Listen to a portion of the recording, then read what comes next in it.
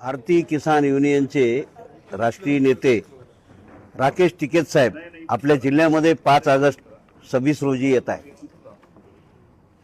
आणि शेतकरी मेळाव्याला ते मार्गदर्शन करणार आहेत की जो अमेरिकेसोबत आपला करार झाला, भारतीय शेतीमाल आयात आणि निर्यातच्या बाबतीमध्ये तो शेतकरी विरोधी आहे का शेतकरी हिताचा आहे हे सांगण्यासाठी राकेश टिकैत साहेब आपल्या नांदेडमध्ये 5 ऑगस्ट रोजी शंकरराव चव्हाण सभागृहामध्ये सकाळी 11 वाजता कार्यक्रम आहे, त्यावेळी ते उपस्थित राहणार आहेत आणि मार्गदर्शन करणार आहेत।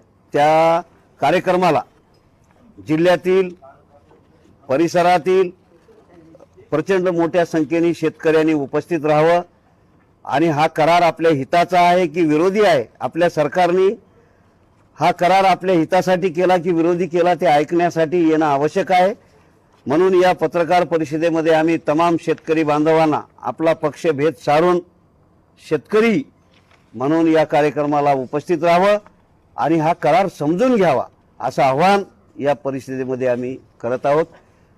या पत्रकार परिषदेला ज्येष्ठ नेते आमचे शिवाजी पाटील पारवेकर, मोहन पाटील शिरसाट, आमचे शिवकांत कुमार देवकते, जयवंत रुंजे, जगदीश पाटील आणि असंख्य आमचे जुने शेतकरी या दिवसाकडे वाट बघत आहेत। आमचे फोनवरती बोलणी चालू आहे।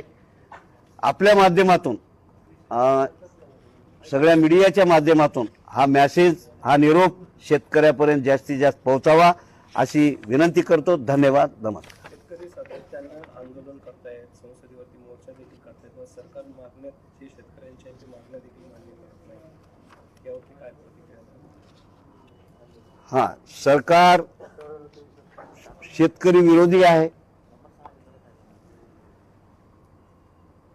म्हणून ते मान्य करत नाही आणि आता शेतकऱ्याचं भेव जसं कॉकरोच पार्टीनं भेव दाखवलं असं शेतकरी जागा होत नाही खाडकन आपल्या प्रश्नावर।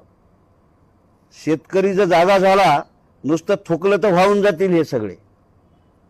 हिम्मत काय आहे समजा शेतकऱ्याच्या विरोधात जायची, एवढी संख्याबळ आहे। अहो, शेतकऱ्यांनी जर आंदोलन केलं ना, एवढं सोपं आंदोलन आहे, आपल्या गावापासला रस्ता, आपल्या गावातले सगळे वाहनं रस्त्यावर आणून लॉक केले तर देश ठप्प होईल, देश बंद होईल।